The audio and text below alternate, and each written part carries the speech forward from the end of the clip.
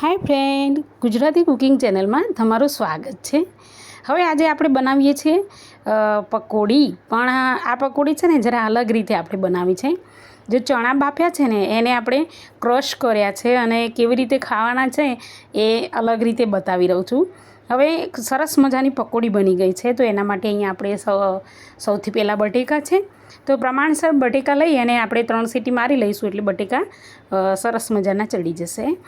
પછી ચણાની વાત કરીએ તો જો રાત્રે પલાળવાના કે સવારે પલાળવાના ભૂલી ગયા છો તો આપણે શું કરવાનું છે, ચણા એક તપેલીમાં પાણી લઈને ઉકાળી લેવાના છે. અને પછી જે થિકનેસમાં તમે જોયા એવી રીતે તો પાછા એના 5 સીટી મારી લેવાની એટલે ચડી જશે. હવે એક બાઉલની અંદર આપણે પાણી લીધું છે અને એની અંદર ફુદીનાના પાન છે તો સારી રીતે એને વોશ કરી લેવાના છે. અને સરસ મજાના વોશ 2 પાણીથી કરી લઈશું આપણે.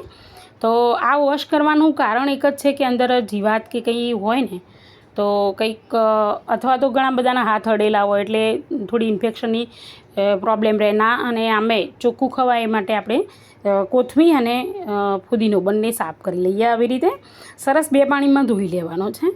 અને ધોયા પછી એને આપણે મિક્સરની અંદર એનું ગ્રેવી બનાવવાનું છે. હવે મસાલાનું પાણી જે બનાવવાનું છે ને પકોડીનું એ સરસ મજાનું કેવી રીતે બનાવવાનું છે ને એનું ખાસ ધ્યાન રાખવાનું છે. તો અહીંયા આપણે એકવાર ફુદીનો સારા એવો ધોઈ વોશ કરી અને એક બાઉલની અંદર મૂકી દઈએ છીએ. અને ત્યાર પછી કોથમીર છે ને એને એવું નહીં કે એકલા પત્તા, ડીંડરા સાથે પણ જો આ રીતે સારા એવા ડીંડરા હોય ને તો સારી રીતે એને વોશ કરી લઈએ આ રીતે. અને એને પણ આપણે એક બાઉલમાં કાઢી લઈશું. તો આ રીતે સરસ મજાની કોથમીર પણ વોશ કરી લેવાની છે. તો હવે આ પકોડીમાં જે પાણી બનાવીએ છીએ ને, હવે ઉનાળાની અંદર પકોડી બનાવતા હોય ને એટલે આપણને ખબર જ છે કે આપણે પાણી વહેલા બનાવીએ અને પછી આપણે ફ્રીજમાં મૂકી દેતા હોય અથવા તો અંદર બરફ નાખવો જરૂરી છે. એનું કારણ એ જ છે કે પકોડીનું પાણી છે ને ઠંડુ રહે અને તાજું રહે. તો હવે આપણે આ રીતે મસાલો તૈયાર કરી લીધો છે. તો હવે આપણે એને મિક્સરની અંદર બંને વસ્તુ છે એ, અને જો વધારે તીખી તમે પકોડી ખાતા હોય ને તો ગ્રીન કલરનું મરચું પણ અંદર નાખી દેવું અને ક્રશ કરવા માટે. તો સારી રીતે એની ચટણી બની જાય એવી રીતે ક્રશ કરી લઈશું.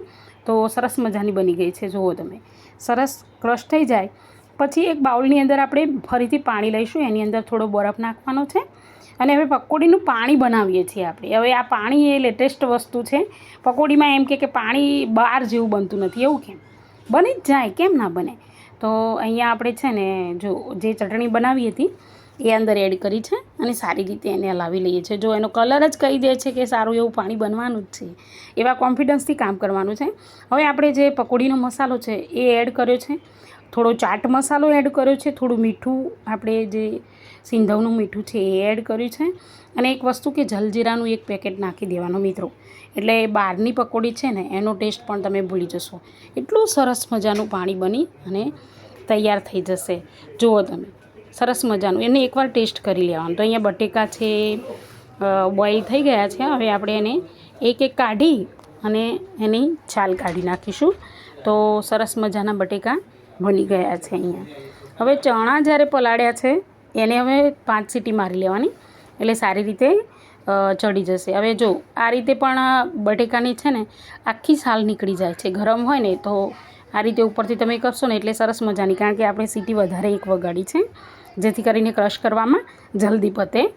તો હવે ચણાને પણ સારી રીતે બફાઈ ગયા છે તો એને પણ સારી રીતે આપણે એક બાઉલમાં કાઢી લઈશું. અને ત્યાર પછી એની અંદર પણ મસાલા કરવાના. હવે ચણા જુઓ કેટલા સરસ મજાના ચડી ગયા છે.